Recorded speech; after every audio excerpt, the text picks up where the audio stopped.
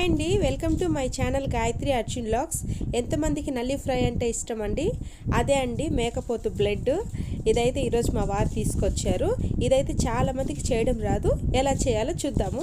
ముందుగా బాయిల్ చేయడానికి సరిపడే ఒక గిన్నె తీసుకొని అందులో మనం తీసుకున్న బ్లడ్ మొత్తం వేసేసుకోవాలి. మొత్తం వాష్ చేసుకోవాలండి. 2-3 సార్లు అయితే ఖచ్చితంగా వాష్ చేసుకోవాలి. అప్పుడే అందులో ఏమైనా డస్ట్ ఏమైనా ఉన్నా కూడా పోతుంది. ఇది ఎక్కువ కాస్ట్ కూడా ఉండదండి. 50 రూపీస్కి అయితే ఇచ్చేస్తారు, లేదా బోటీ తెచ్చుకున్నప్పుడు మనం అడిగితే ఇచ్చేస్తారండి ఫ్రీగా. నాకు తెలిసి ఇది చాలా మందికి ఇష్టం ఉండదండి తినడం కానీ చేయడం కానీ ఇష్టంగా చేస్తే ఏదైనా సరే మంచిగా కుదురుతుంది. కానీ ఇది మా వారికి అయితే బాగా ఇష్టం. మా వారి కోసం చేస్తున్నాను. మొత్తం క్లీన్ చేసుకున్న తర్వాత అస్సలు వాటర్ ఉండకుండా గట్టిగా వంపేసుకోవాలండి. అస్సలు వాటర్ ఉండకూడదు. చూడండి ఎంత క్లీన్గా వచ్చేసిందో. ఇప్పుడు మనం బాయిల్ చేసుకున్న దబర కంటే ఇంకొంచెం పెద్దగా ఉండే దబర తీసుకొని అందులో 2 గ్లాసులు వాటర్ పోసుకొని బాయిల్ చేసుకోవాలి. వాటర్ బాగా బాయిల్ అయిన తర్వాత మనం క్లీన్ చేసి పెట్టుకున్న బ్లడ్ కూడా అందులో పెట్టేసుకోవాలి. అస్సలు అందులోంచి ఆవిరిపోకుండా కతక్కన మూత పెట్టేసుకొని ఏదైనా బరువు పెట్టేసేయండి. 15 నిమిషాలు లో టు మీడియం ఫ్లేమ్లో ఉడికించుకుంటేనే లోపల వరకు బాగా ఉడుకుతుందండి. ఉడికిన తర్వాత ఇందులో కోక్ కానీ చాక్ కానీ పెట్టి చూస్తే ఉడికిందా లేదా తెలిసిపోతుంది. పూర్తిగా చల్లారిందాక పక్కన పెట్టేస్తే అందులో ఉన్న ఆవిరికి ఇంకొంచెం గట్టిగా అవుతుందండి. ఇలా చల్లంగా అయిన తర్వాత పీసెస్ కట్ చేసుకుంటే మనకి పీసెస్ పొడి పొడిగా అవ్వకుండా మనకి ఏ సైజ్ కావాలో ఆ సైజ్ మనం వేయించుకునేటప్పుడు కూడా అట్లానే ఉంటాయి. పొడి అయితే అస్సలు అవ్వదండి. నేను ఉప్పు కారం బాగా పట్టాలి కాబట్టి ఈ సైజులో కట్ చేసుకుంటున్నాను. కొంతమంది అయితే డైరెక్ట్గానే బ్లడ్ ఫ్రై చేస్తారు. అలా అయితే మొత్తం పొరుటుగా అయిపోతుందండి. అస్సలు తినబుద్ధి అవ్వదు. ఒక్కసారి తినంగానే వెగటేస్తుంది.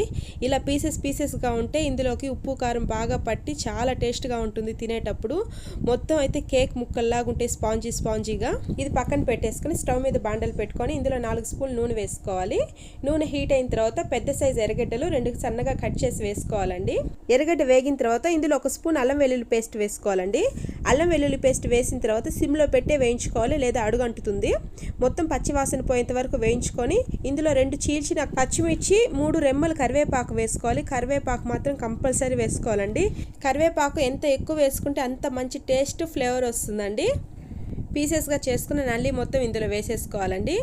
మొత్తం వేసుకొని సిమ్లో పెట్టే వేయించుకోవాలి, లేదా ఊరికి అడుగంటుతుందండి. అస్సలు హై ఫ్లేమ్లో పెట్టొద్దు, మీడియం ఫ్లేమ్లో కూడా పెట్టొద్దు. రుచికి సరిపడా సాల్ట్ వేసుకోవాలి, చిటికెడు పసుపు, 2 స్పూన్ల కారం, 1/2 స్పూన్ గరం మసాలా వేసుకొని మొత్తం ఒకసారి కలిపేసుకోవాలి. మూత పెట్టి 5 నిమిషాలు లో ఫ్లేమ్లోనే మగ్గించుకోవాలండి. మధ్యలో కలుపుకుంటూ మగ్గించుకోవాలి, లేదా అడుగంటుతుంది. ఇలా 5 నిమిషాలు మగ్గించుకోవడం వల్ల ఉప్పు, కారం, గరం మసాలా అన్ని ముక్కలు లోపల వరకు వెళ్ళి బాగా టేస్ట్ వస్తుందండి.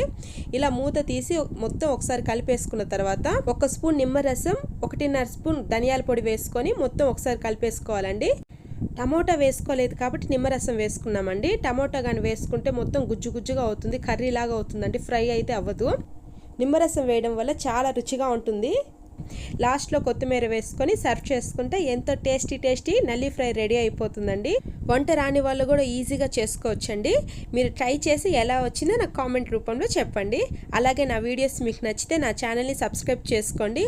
మీ ఫ్రెండ్స్కి, మీ ఫ్యామిలీ మెంబర్స్కి షేర్ చేయండి. బాయ్.